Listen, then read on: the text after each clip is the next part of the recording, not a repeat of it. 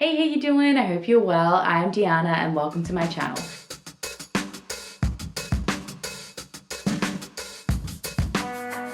Today I am going to run through all the books that I read in November. I will skip my classic, oh my god, I can't believe we've already gone through another month, but just know the sentiment is still there. So without further ado, let's jump into the bookish stats. So in November I read 16 books for a total of 5,973 pages, which is possibly hold on, let's refer to the reading spreadsheet. It might be my biggest, no, it's not my best reading month in terms of page numbers, but it's been my best reading month, page numbers in like the last 6 months, so there is something. In terms of my star rating, my average rating was a 4.6 stars, so I've read a fantastic amount of books. Well, I read a lot of books, but I also read some new favorites. And having a look at the breakdown, I gave 6 books 5 stars, 8 books got 4.5 stars, and 2 books got 4 stars. In terms of my genre, I have a touch more variety than normal. So as you can still see, we do have paranormal winning with 6 books. I read 5 romance books, 1 historical fiction, 2 fantasy romance, and 3 mythology books. In terms of the formats, this pie chart is particularly aesthetically pleasing. We are pretty even across the board, but I just like it. It looks cute. So for breakdown, we had 4 ebooks, 4 ARCs, 5 audiobooks, and I read 3 physical books. And then in my series versus standalone, I know November, I kept talking about it, was going to be a month where I focused on sequels. Didn't do a great job at that, as you can see for the breakdown. So we read 7 first books in a series, 8 sequels, and 1 standalone. So that goal will be rolling over to December, and hopefully we actually do the stuff and things. So let's talk about the book. So first book I read in November was Killer of Mine by Alexis Grace. This is a classic example of I saw something on TikTok or Instagram, it immediately bypassed to the top of my TBR. I read it, I loved it. This is for all you Criminal Minds girlies out there. If you're like me and obsessed with the show, I highly recommend reading this. This is a Why Choose romantic suspense, and it was fantastic. Like seriously, my poor partner, Hayden, listened to me discuss and ramble and just gush about this book for like 3 hours one night when I was struggling to sleep. So Why Choose Romance. So we've got the guys in the group who form a BAU style team. So we've got River, Oz, Elijah, and Jude. So River is the team leader. He's our Hotch-like character. He is quite gruff, reserved, and he is the man in charge. And I will say, I'm gonna give a like Criminal Minds like comp for them all, but it stands on its own is what I want to say. Then we have Elijah, who is the flirty one of the group. Actually, he reminds me of JJ's husband, and he is, yeah, quite the flirty one, the outgoing one, but he instantly doesn't like our main female character, and it makes sense why. He's got, you know, a tragic past. We have Oz, who is our technical analyst, and he is quite shy.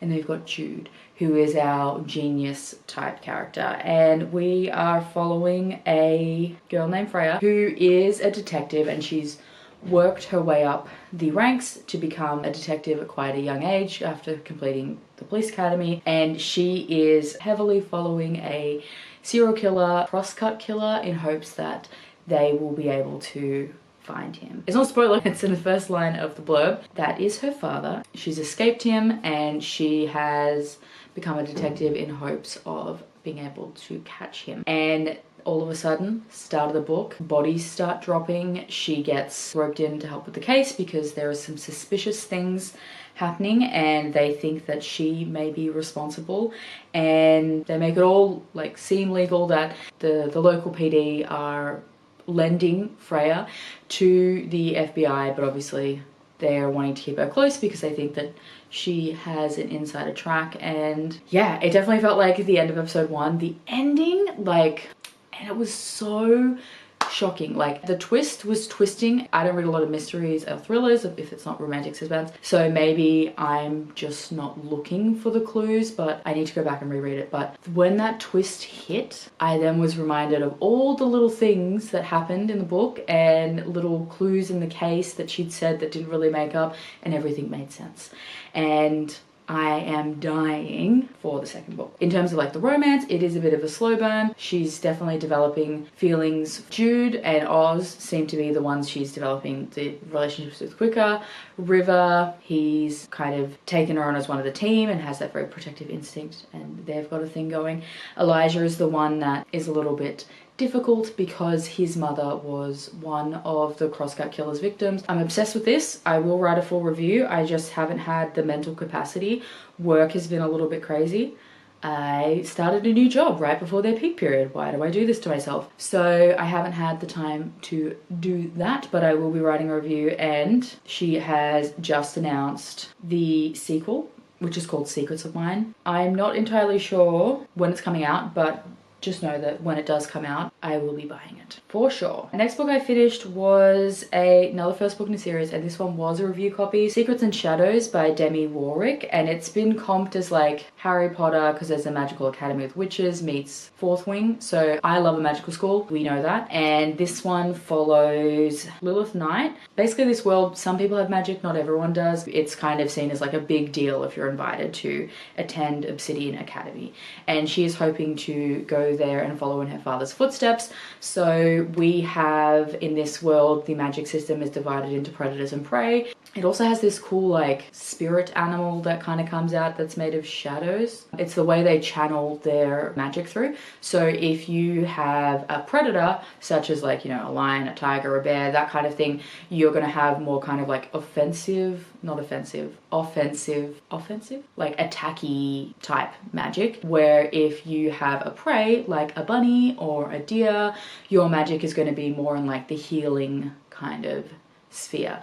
So we have Lilith, whose father is a protector and is quite high up in their military organization, and she is hoping to follow her footsteps and save their people from the rogues, who are supposed to be these like mindless creatures who have bastardized the magic system and kind of give like this weird cult vibe. So everything's going well until they go to the shadowing, where first Lilith is actually like attacked and we don't know what's happening. It's not supposed to be necessarily a super painful thing, and she ends up finding her predator, which is a fox. Super cute, love that. But also finds a prey. So she has two, and that's seen as like apocalyptic. There is only one recorded instance of what's called a duel, and they have said to upset the balance of the universe and are pretty much embodiments of chaos and pretty much set to destroy the world. So we have that, and so she's trying to figure out what the hell is going on, trying not to get herself kicked out of the academy, but also like maybe try and live, because we don't know if the whole fear mongering is going to turn into wanting to execute her. And she is trying to find out as much as she can, but she's really limited in her resources to just folklore because it's only ever happened once. And she has formed some unlikely alliances with Vaughn, Simon and Kai, who are fourth year students at this university or this academy, and they have kind of been roped into the headmaster's elite squad, and they go on missions and stuff to protect the academy from the rogues. The headmaster kind of gives me like Dolores Umbridge vibes, I'm not gonna lie, and like with Fourth Wing, that we don't necessarily want to drink the Kool-Aid, and that the lies that they're feeding us, like there's something's not adding up. And the ending, I have so many questions. Like I have so many questions. I'm really interested to continue on with this one. It is another Why Choose romance, if I hadn't said that already, and I really enjoyed her relationship with her best friend. They just have like the sweetest little relationship ever, and yeah, that was a lot of fun. I don't know when the next one is coming out, but definitely will be interested to continue on with that series, especially after that ending. Then I wanted a comfort read, so I picked up Priceless by Devon Sinclair. This is the second book in her Clarity Coast Omegaverse series, and it was just everything I needed.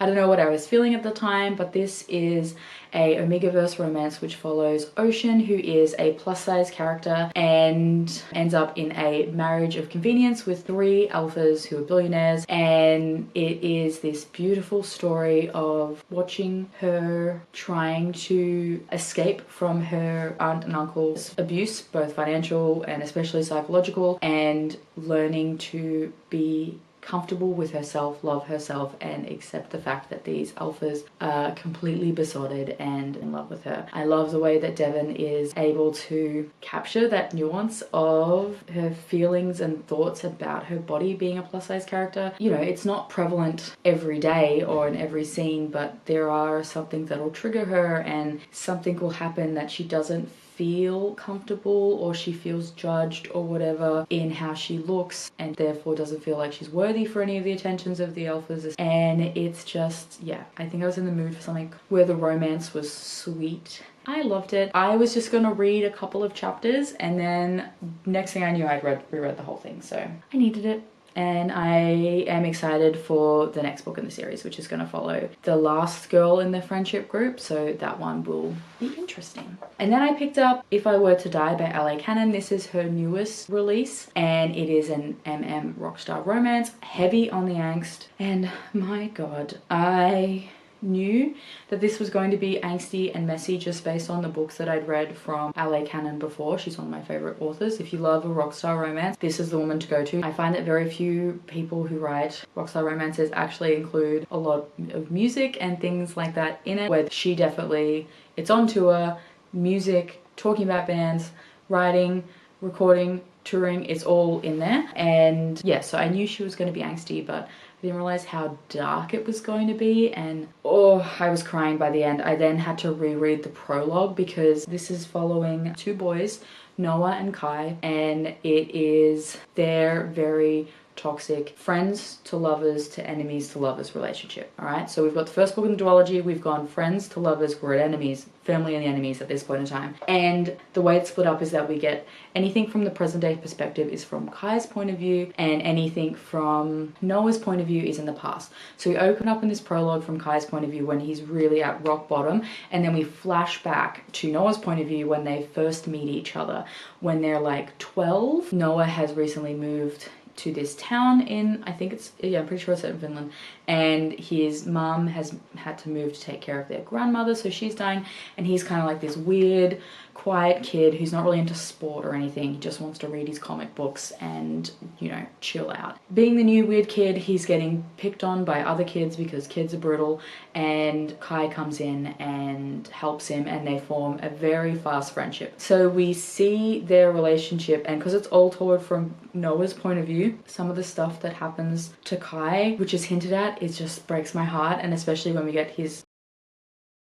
once I finished the book, I then went back and reread that point of view chapter, and I was sobbing. And yeah, so we're following these two boys, figuring out who they are as people, figuring out their sexuality and their identity. Some things happen. There is some miscommunication and not talking, but they're both like 17, and what they're dealing with is horrible and complex and messy. And honestly, it makes sense. It's not necessarily that they don't want to talk about it, it's just that I don't think they have the ability to process and talk about it. I mean, even if you were older than what's happening to them, especially Kai, I don't think a lot of people would be able to do it. So I didn't personally find that to be a bad thing. And then we have Kai kind of withdraws from their whole friendship group, and they had set up a band, and then the boys go to kind of what I feel like is like a TAFE in Australia, where they've kind of got like a very hands-on after high school education experience, and then they're going to go ahead and pursue further education. So at this point, Kai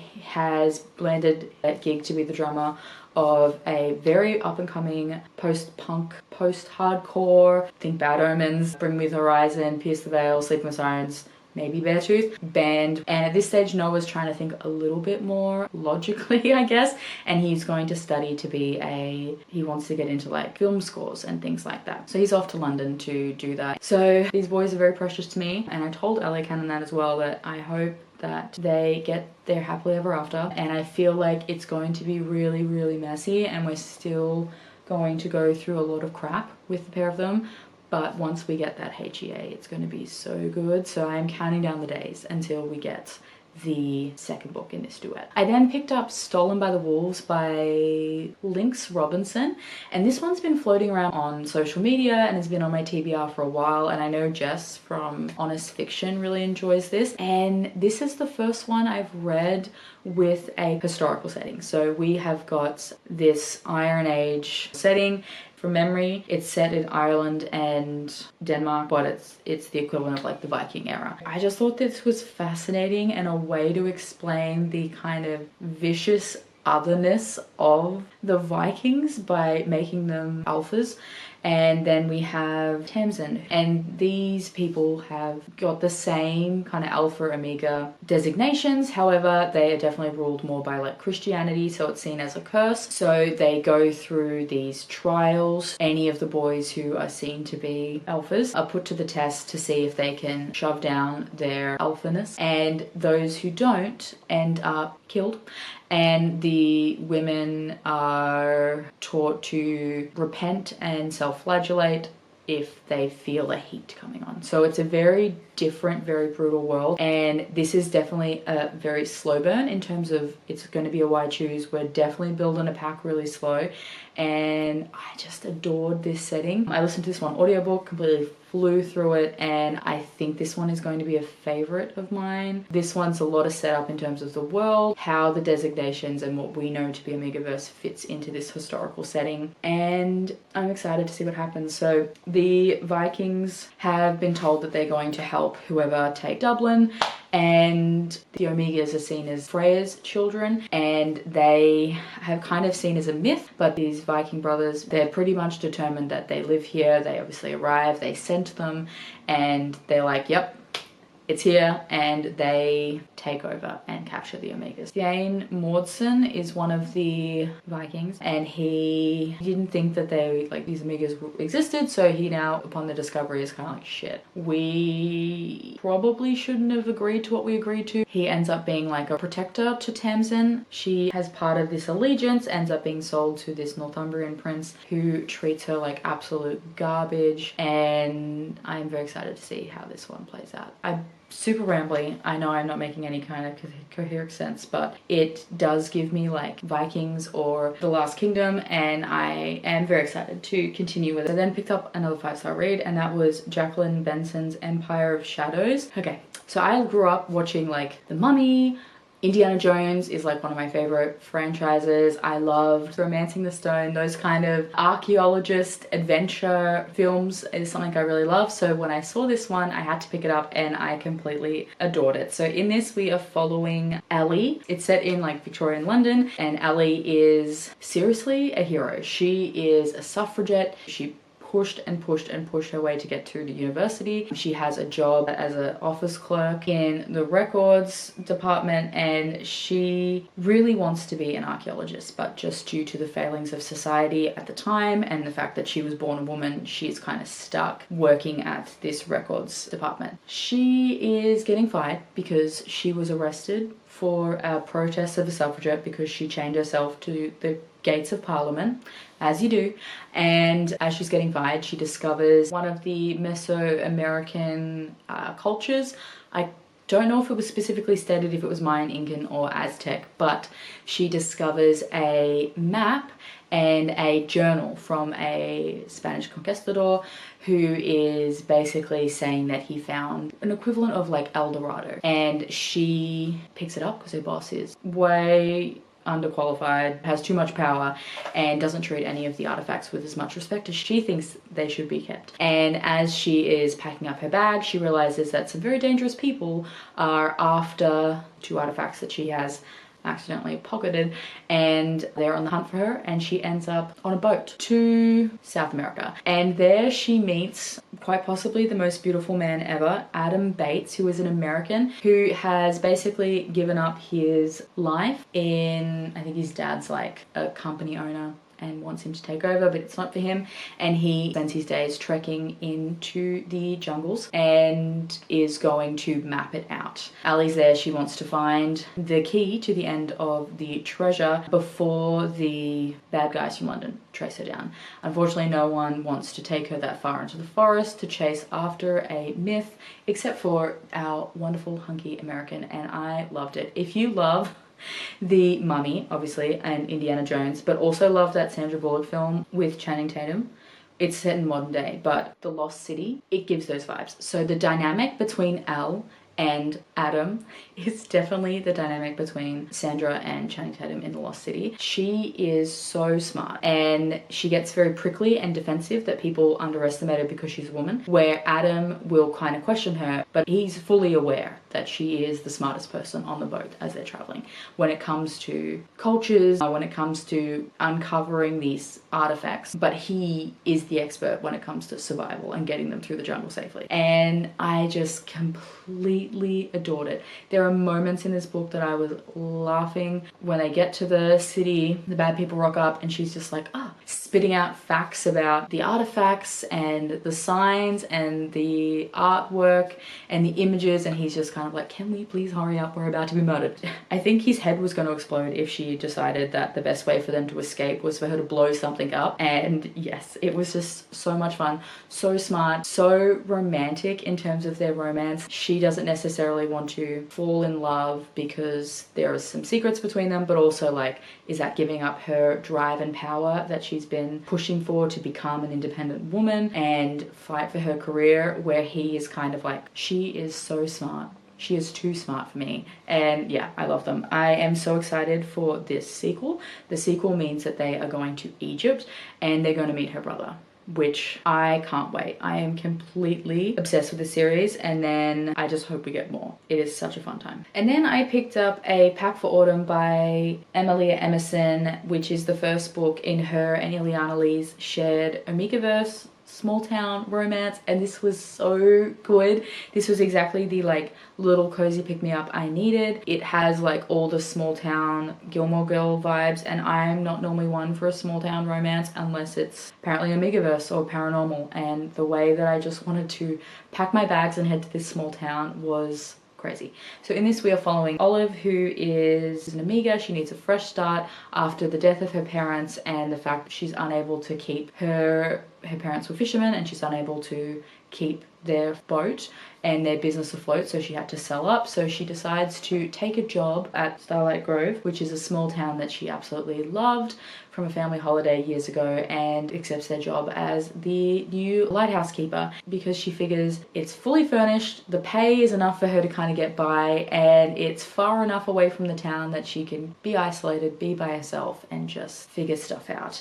So while I say this is like cozy, we do have some hard-hitting stuff and things. Olive herself is obviously dealing with the grief of her parents. She also has a chronic illness, which is supposed to be like polycystic ovary syndrome. I appreciate the fact that Emilia puts in chronic illness and disability representation in her books. It feels authentic to me that we have days where we're good, where days we're feeling, you know, fun, flirty, sexy, and other days where, you know, surviving and we want to hole up and rest. And the fact that they can change and fluctuate throughout the day, I think she depicted it perfectly. So that's Olive in a nutshell. And then she is, wanting to live her little hermit life when the town wins a grant to restore the lighthouse and ends up giving the contract to 3 alphas who are locals, and ends up with, you know, people in her space, and she doesn't like it. But we do have a pack who is, they're having a rough spot. So Lars is the kind of pack leader,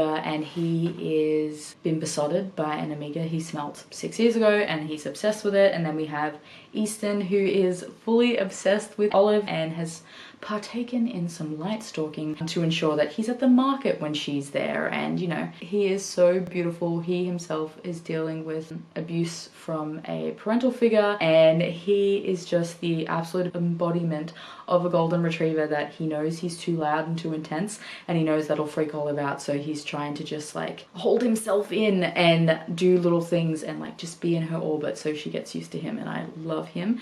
And then we have Finn, who is dealing with the loss of his grandparents who really helped raise him and were the former lighthouse keepers. He does something pretty shit to Olive at the start of the book, but I did love the way that she was able to get her little revenge on him with the help of the other Amigas who grew up with him by, you know, spilling trade secrets, and completely loved it. I loved the way that this pack was able to sit down and communicate and then kind of air out everything that's been going on.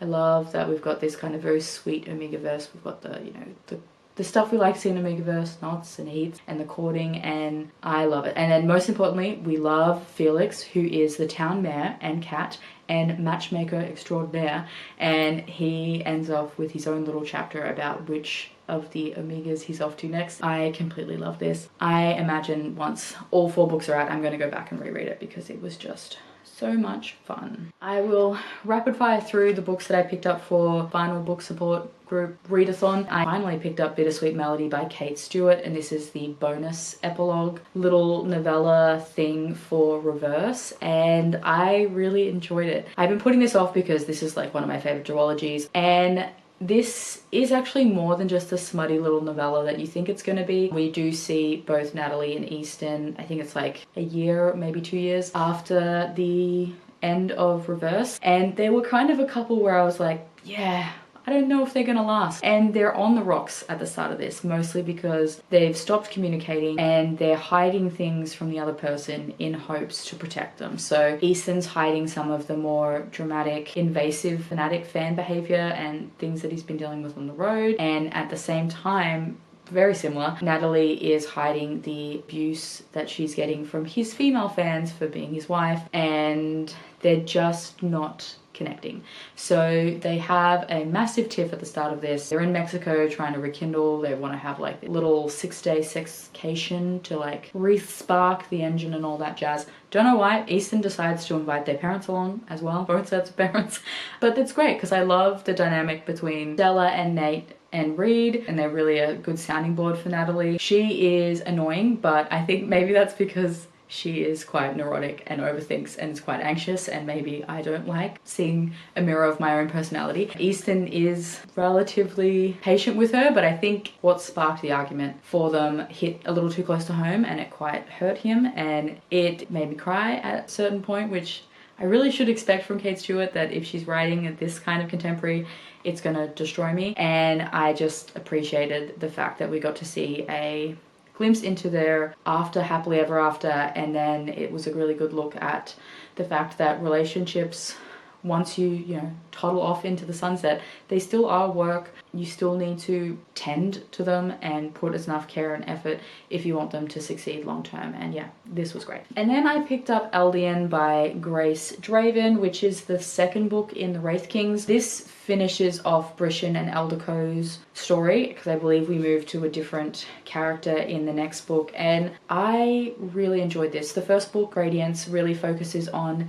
them, and it's quite low stakes. They were spares in their kingdom. She is like the niece of the human king, and he is like the second son of the Kai, who are these monster race, and they were married off to each other as an alliance. And the first book really focuses on Eldeco and Brishan learn each other's cultures, the way they were able to kind of come together, find friendship, which then became love. And we see Brishan and Eldeco struggle under a wartime setting. They're struggling with their mantles of power and what that means for them and their relationship, and political stakes are high in here. They're dealing with potentially the loss of a royal lineage and, manipulating nobles, but also looking at this absolute catastrophe that has decimated their people. And they're all in survival mode and trying to find a way to defeat these demons.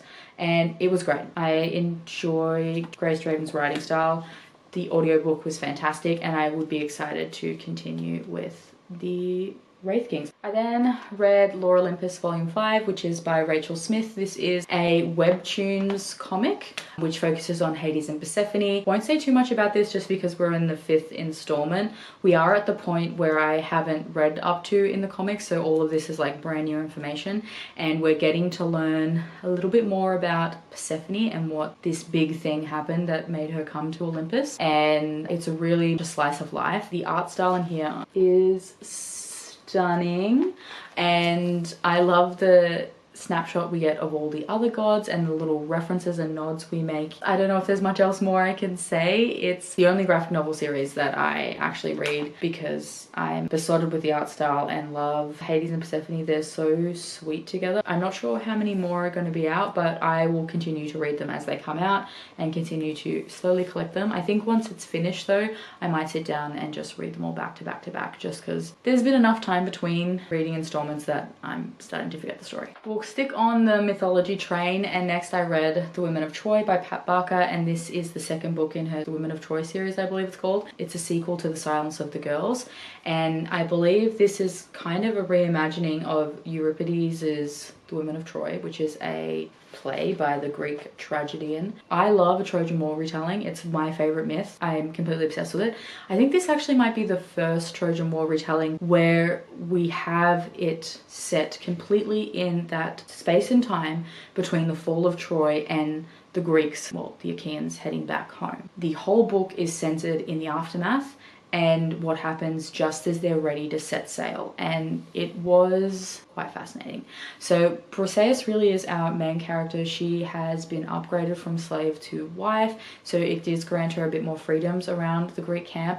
Obviously women at this stage, especially in ancient Greek society, weren't necessarily allowed out and about, so we do have a perspective from, I think it's Prius, not like the car, but anyway, and he is Achilles' son. It actually opens up with them in the horse, and that was just so poignant. Like, it feels claustrophobic and the tension is so high because you're like, are they going to burn the horse? Are we going to die? Are we going to survive? And then we also get chapters from a Trojan priest's perspective, and that kind of gives us a little bit more into like the overarching what's happening with the kings. But really we get Briseis kind of roaming around camp and speaking to the women of Troy.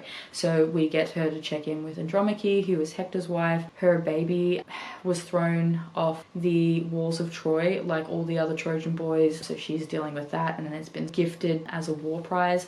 We have Hecuba, who was the queen of Troy, not doing too great and struggling with the loss of power, having been a ruler and a queen in her own right for fucking decades. We have Cassandra, who has been gifted to Agamemnon, and I think the depiction we have of Cassandra and also of the myth, like, it feels very real. The way that the gods and religion is spoken about in here feels almost like it takes the fantastical out of it. It does feel like a religion that we would know and recognize.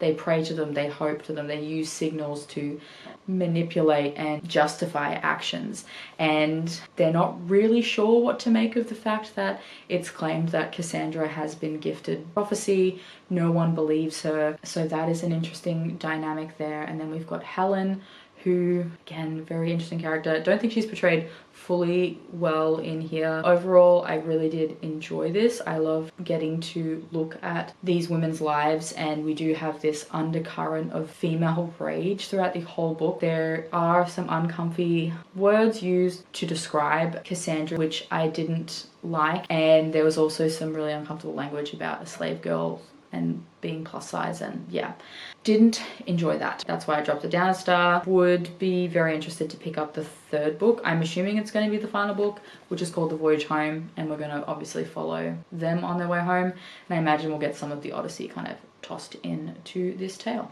I then continued on with the Souls trilogy and picked up Her Soul for Revenge by Harley LaRue, and I had so much fun with this one. I think I enjoyed this one way more than, not way more, but I definitely enjoyed this one more than Her Soul to Take. We are following Juniper and Zane, who we've seen in the first book. What I love about this series is that we are focusing around the same big plot point, but obviously the story starts and ends a little bit differently just depending on what's happening in those characters' lives. So Juniper was raised in this small town, and this town has a death cult because why not? They believe that the founders of this town were saved because they sacrificed people to a fallen god. So to keep their town prosperous and keep, you know, people living, they've got to make sacrifices now that it's been like 7 or 8 generations. It really feeds into that kind of like folk horror, folklore, kind of dark gothic stuff, and I really love it. So Juniper as a teenager has been chosen by the Council of Crazy People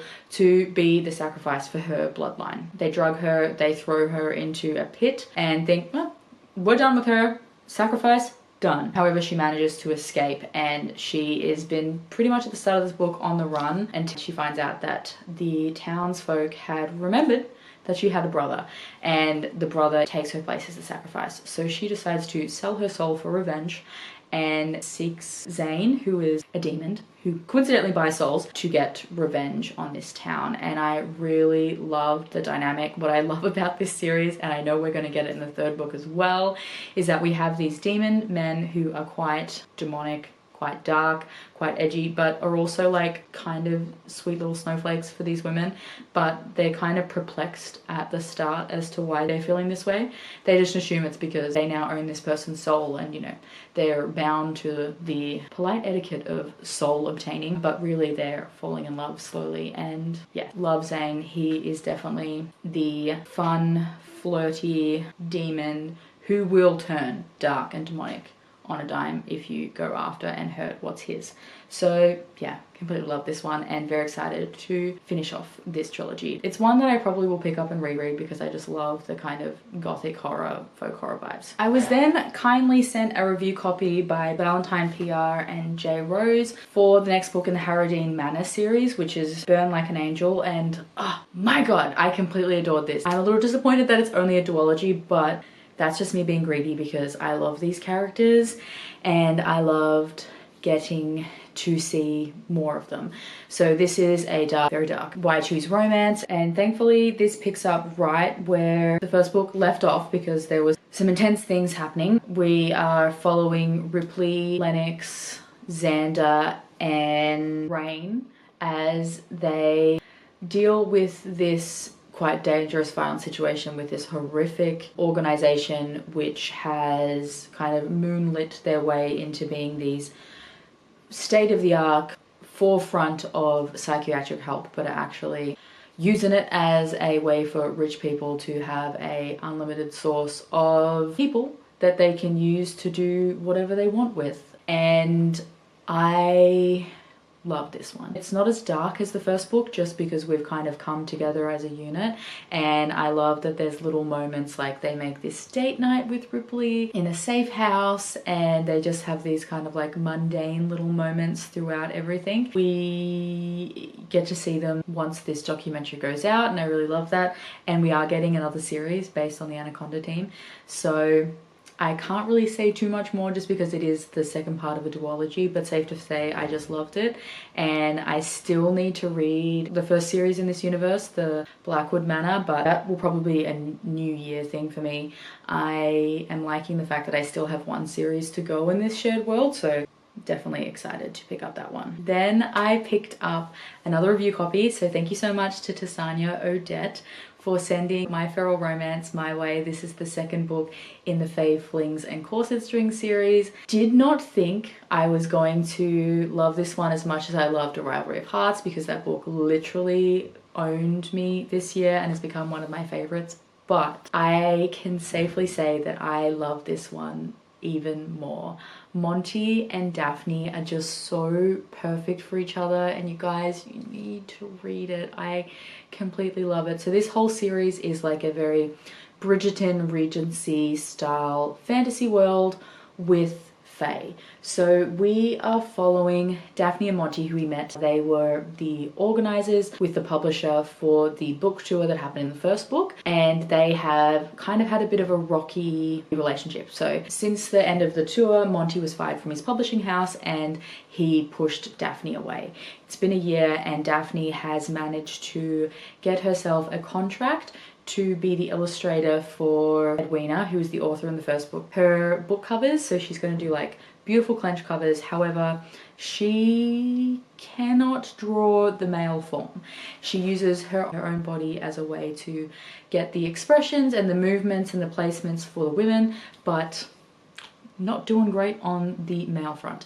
So she needs some help with that department. She also needs to put down roots in the city because she made a drunken bet with someone in her hometown who's kind of had a thing for her, but she doesn't really see him that way. And that within a year and a day, she doesn't have significant attachments in the city. She has to go back home, marry this guy, which she's not really keen to because her hometown, they all live in their unseelie forms. So in this world, the Fae, I just love this take on it. So instead of having like unseelie Fae and seelie Fae, the Fae each have an unseelie form and a seelie form. So the seelie form is very humanoid. Think of it your classic fantasy romance high Fae, very humanoid with your pointy ears, where the unseelie form is that kind of more fairy element.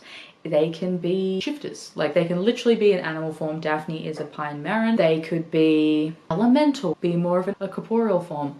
The world is your oyster. Or in the interest of Ari, she is a bookworm, so her form is like this little like person origami out of like book paper. Absolutely love it. So anyway, she doesn't really want to do that because she loves art, and if she had to go home and was forced to live as a Marin full-time, she's losing her opposable thumbs and therefore can't draw. And then we have Monty, who I love him with all my heart and soul. Like, he just has the biggest heart, and what he's happened and the way his father is a piece of garbage and has convinced him that all the faults and the mistakes his father has committed is now Monty's responsibility, and the way he just feels this immense pressure to keep secrets and be manipulated into tight corners to protect his loved ones. Oh, I love him so much. He has been disowned by his father, and when he was disowned, he racked up a very large debt because he has very expensive tastes. However, he couldn't get any money from like a regular bank, so he went to a goblin who trades in secrets. And if the secret comes out and he can't pay it back, his whole family is going to be destroyed. So Monty's got a job as an advice columnist.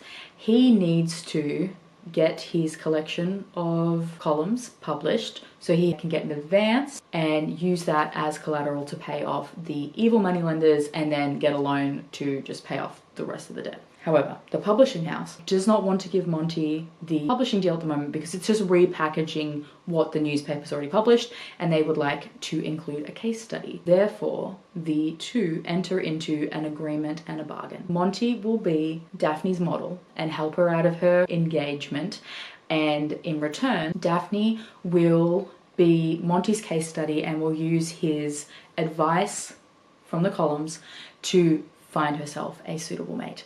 And it is their romance, and it is so good. I just love these two together. Daphne is not used to human conventions in society. She's quite blunt.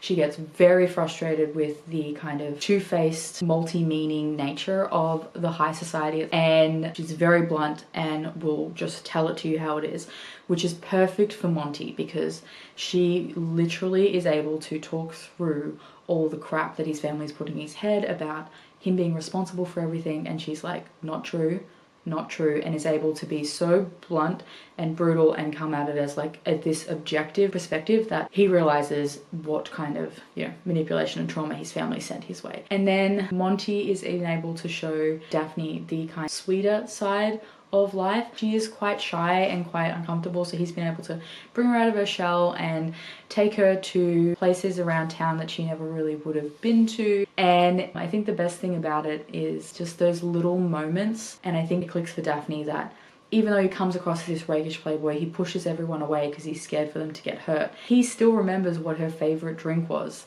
when they hadn't seen each other in a year. He knows that she gets overwhelmed in crowds, so makes sure that he gets her this like magic candy, which is like almost like the equivalent of putting like earbuds in to dim the noise. And he knows that bacon's her favorite food, so when he goes and orders these little macarons, he gets her like candy maple bacon. And it's just these little moments of like each of them showing the other person they care through like acts of service, or just that thoughtful remembrance of things that the other person mentioned in passing. It's just those two together are just so perfect. And there's this whole scene at the end where we find out Monty's big secret, and there is grand gestures floating around the place, and I just swooned the entire time. And this series is hands down one of my favorite series. We get a hint that Ari is going to be our main girly pop in the next book, and it'll be interesting for sure, and I'll be dying to get my hands on it. I have pre-ordered my copy, and so it'll be in a matching beautiful hardback. And yeah, safe to say, if you're looking for something with low stakes, or even if you're looking for something with like kind of like a low fantasy, I think this is a really great series as like a gateway into it. And it's just so much fun, filled with so much joy and whimsy, and I cannot wait to read more from Tessania. That was probably not cohesive at all. I will have a full review coming with my cohesive thoughts. I'll link it down below, but just absolutely beautiful. Beautiful. And then I picked up One Little Nightmare by Dawn Darling. This was like a beautiful fever dream. That's the only way I can describe it. So the opening prologue mentions that Zeus has defeated the Titans with the help of his brothers and sisters. However, he's filled with this kind of noxious, evil toxicity, and it is going to be his downfall because people are already like thinking of him as a bit dangerous. So he creates Pandora and he basically injects her with this stuff and has silenced her. It's quite brutal, the depiction of it, and basically silences her and says that she just needs to go about her life and that he'll just pop in if he needs to take the stuff back. So I thought, cool, we're going with Pandora. And then the literal first chapter does like a full 180, and we're in this perspective of this guy named Brooke, I'm pretty sure, and it's set in a mental health ward, and he has schizophrenia, and he is worried that there's this like deep dark shadow that's going to take over his body. And then we have another perspective of this girl named Lottie, who is a broken siren. Basically, we've flipped to like another world, so at this point we've got like 3 worlds, and she has had to sacrifice herself to the king of nightmares. She's lost her 2 sisters, and she's supposed to be this massively powerful siren, and has basically sacrificed herself to save her sisters. And those worlds are somehow interconnected, and when we figure out how, I just ate that up. I am in awe of Dawn Darling's brain, like how that weaved together. This is a duet, I believe, so I'm gonna definitely pick up the second book sooner rather than later.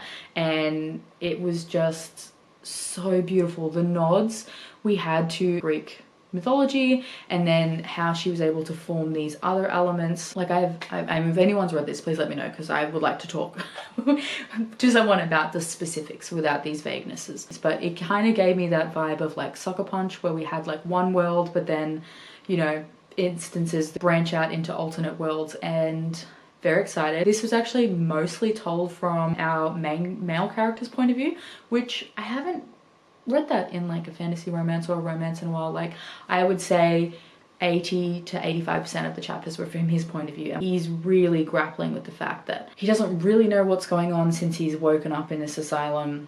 He knows he's got voices, things are happening, and this other entity is kind of taking over, and it was just, yeah, so good. We've had some reveals, and very excited to see everything go down in the sequel. And then last but not least, I was feeling in the festive mood a little bit early, and I picked up Eva Ashwood's new Christmas romance, which is Filthy Rich Santas. This is a Why Choose Christmas romance, and I had a lot of fun. So this has got the brothers best friends trope, and in this we're following Lana, who is finally giving herself the space to be who she wants to be and figuring out who the fuck she is, essentially.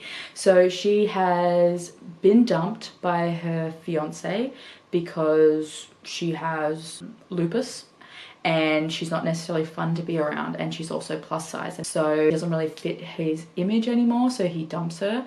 And then she has the world's most controlling parents ever. Just everything she does. Her job isn't good enough, her hobbies aren't good enough, she's too fat, she's too this, she's too lazy. So she's actually moved to LA. So she was the East Coast, moved to the West Coast, and she's finally giving herself some breathing room. Her brother is an NHL hockey star, and his best friends own a sexy club in LA, and she figures that she's interested in exploring the world of BDSM, and she gets herself a temporary membership to their club, and then ends up in their orbit. These 3 guys, Ryder, Tristan, and Beckett. She's always had a thing for him, and this is why I dropped half a star. This is the one part I don't particularly like with like the brothers best friends trope. We get the girls who have been pining after them for years, and it's like they've never really shown any interest in her. And I will say Eva Ashwood does a good job of, from their point of view chapters, we see that the Pining might have been slightly neutral, even if they like shoved it down. But yeah, I just didn't, not a big fan of that. But what happens is Lana needs to head back home for Christmas. However, she has a very debilitating fear of flying, so she's going to drive across the country. She's mapped it all out. She's set herself enough time. She's got to be there by New Year's Eve because they have this big fancy party where her parents, you know, they have to look the part of the perfect family, and they invite the who's who of the town, and they can rub shoulders and like talk about themselves. So she hasn't told her parents yet that the high class boyfriend has dumped her ass. Yep, she's planned it out. So she bumps into these men at the club, and then they find out that she's heading back home for Christmas. They're also heading back home because they're also from that area. They're going to see one of their grandmas, and they decide that they are going to help drive Lana across the countryside. They're going to road trip it. So we have a road trip romance, and on the road trip they decide to give in to the sexual feelings, and they're going to help Lana explore her submissive side. And it's just until they hit hometown, and then everything will go back to normal. This is a why I choose romance. It's 500 pages. I literally read it in like 24 hours. I couldn't get enough of it. I love the way that Eva Ashwood has been able to balance. There is a lot of smut, but we also have, which is fantastic by the way, excellent steam. A great smut, but she's also able to balance, you know, Lana struggling with her recent diagnosis, the guys figuring out their emotions and feelings towards her, and also their own hang-ups, like Beckett has been disowned by his family because he didn't live up to their expectations. Ryder's family is rich, high-flying, full of money, but just would constantly leave him at home with nannies while they did whatever they wanted, and he hates Christmas because of it. And then we have Tristan, who had to give up his hockey career early because he was in a car accident where he lost his mum, and he's covered in scars, and he had to give up that dream, and they're dealing with that. And the way that this road trip gives them the chance to break away from this familiar surroundings and gives a chance to explore these feelings and dynamics, while also having like these fun little moments. So along the way they stop at like little roadside Christmassy attractions, and then they get snowed in somewhere in mid-America, and it was just the perfect balance of sweet and spicy. The fallout of the book I think was fabulous. I loved watching Lana finally stand up to her family and basically tell them all to get fucked, and that she is enough, and that she's no longer putting up with their crap. Like, I applauded her. That whole scene at the Christmas party, I was just jaw dropped, laughing, just shocked the entire time. And I think there was a really healthy depiction of letting go of toxic people in your life. Love this one. This one might be one that I read every year for Christmas because I really loved it. Really need to read more of Eva Ashwood's writing. That is all the books I read in November. Probably one of my longer wrap-ups, and it's probably not super coherent because my brain has been a bit all over the place, so apologies. Just safe to say that I had a stellar reading month and I pretty much enjoyed everything I read. Comment down below and let me know what your favorite book of November was, or you can leave the paintbrush emoji for my feral romance. If you'd like to see more content from me, please like and subscribe. I'll be posting new videos, or attempting to post new videos, every Sunday. Linked in the description box below will be links to my social media channels, all these books and reviews if I have them. That is all from me today, guys. I hope you're doing all kinds of well, and I will speak to you soon. See ya!